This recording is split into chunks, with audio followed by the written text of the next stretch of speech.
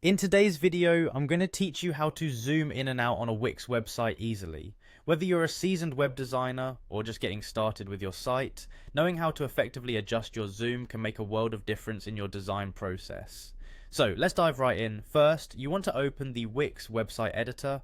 For those of you who may be unfamiliar with the platform, Wix is a popular tool that allows you to create stunning websites with ease.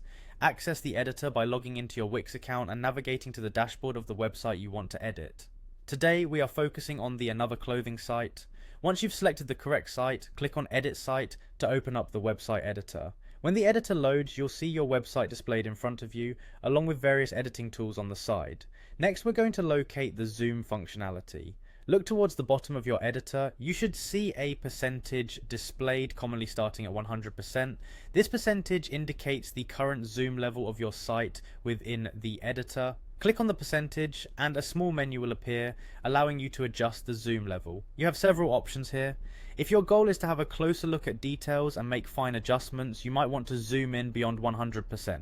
Conversely, if you're trying to get a better overall view of your design or check its responsiveness, zooming out might be more beneficial. Choose the percentage that best suits your current task.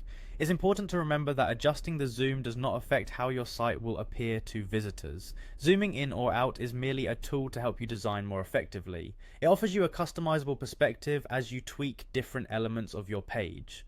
By zooming in, you can closely inspect details, while zooming out allows you to see the bigger picture and ensure coherence across your design. While you explore these zoom settings, keep in mind that different zoom levels can change your perception of spacing and alignment. Always double check your design by resetting the zoom back to 100% occasionally, so you aren't working with a distorted view and can accurately gauge how visitors will perceive your site. Overall, mastering this feature in the Wix editor can vastly enhance your workflow and fine-tune your designs to perfection.